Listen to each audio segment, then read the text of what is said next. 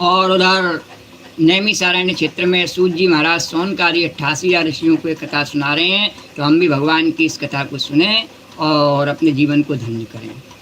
राधे गोविंद गोविंद राधे गोविंद गोविंद गोपाल मोहना राधे गोविंद गोविंद गोपाल मोहना राधे गोविंद गोविंद राधे गोविंद गोविंद गोपाल मोहना राधे गोविंद गोविंद गोपाल मोहना।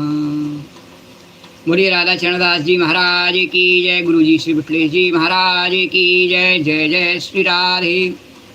इससे आगे की कथा 24वें अध्याय में वर्णन करेंगे। अतः 24वां अध्याय भगवान के मत्स्यावतार की कथा।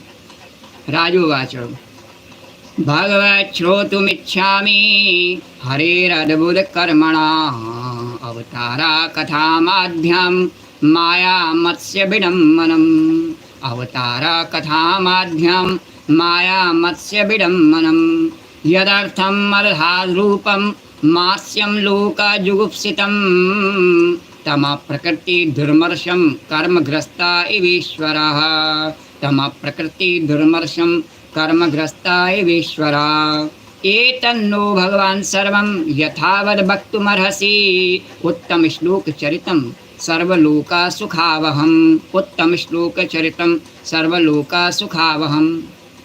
राजा परीक्षित ने पूछा, भगवान के कर्म बड़े अद्भुत हैं। उन्होंने सुखदेव जी से राजा परीक्षित ने कहा कि उन्होंने एक बार अपनी योग माया से मत्स्यावतार धारण करके बड़ी सुंदर लीला की। मैं उनके उसी आदि अवतार की कथा सुनना चाहता हूँ। वास्तव में यह अवतार भगवान ने जो कथाएं आई उनसे बहुत पहले लिया, पर सुखदेव जी ने नहीं सुनाया। क्यों नहीं सुनाया? तो राजा परीक्षित की श्रद्धा देखना चाहते थे कि भगवान की कथाओं पर कितना प्रेम है। और अचानक राजा परीक्षित को ध्यान में आ गया अवतार कथा सुनते सुनते कि भगवान ने मत्स्य अवतार लेकर के और बड़ी सुंदर लीला की। तो उस कथा को सुनने की इच्छा सुखदेव जी के आगे प्रकट की। भगवान सत्य योनि मत्स्य योनि एक तो यूं ही लोक निंदित है, मछली जो है नहीं उसके शरीर में दुर्गंध आती है।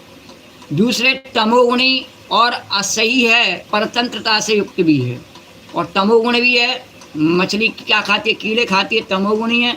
और असह्य परतंत्रता से भी युक्त है। उसको जाल डाल करके अनेकों लोग उसका भोजन करते हैं तो उसे पकड़ लेते हैं। तो परतंत्रता भी है, उसमें स्वतंत्रता नहीं है उस जीव में। सर्वशक्तिमान होने पर भी भगवान ने कर्म बंधन में बंधे हुए जीव की तरह ये मत्स्य का रूप क्यों धारण किया? ऐसी योनि भगवान ने क्यों धारण की? और भगवान महात्माओं के कीर्तनीय भगवान का चरित्र समस्त प्राणियों को सुख देने वाला है। आप कृपा करके उनकी वह सब लीला हमारे सामने पूर्ण रूप से वर्णन कीजिए। बोलो द्वारकाधीश भगवान की जय।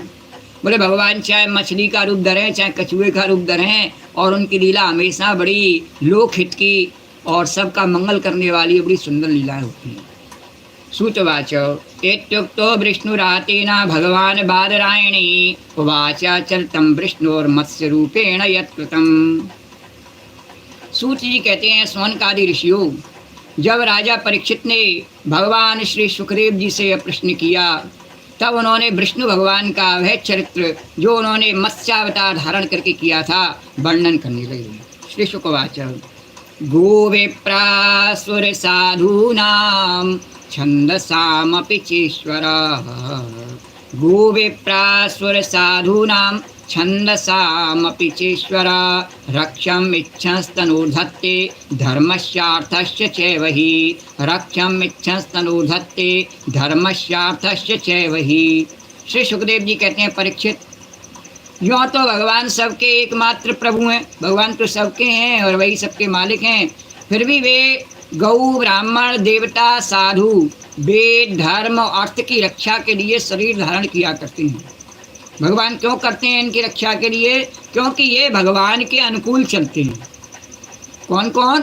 गौ ब्राह्मण देवता साधु वेद धर्म और अर्थ, ये भगवान की प्रेरणा से भगवान के अनुकूल चलती हैं। इसलिए भगवान इनकी रक्षा करके और सृष्टि का संतुलन बनाए रखते हैं। इसलिए भगवान पक्षपाती नहीं है और अपनी सृष्टि का संतुलन बनाए रखने के लिए इनकी रक्षा विशेष करते हैं। बोलो द्वारकाधीश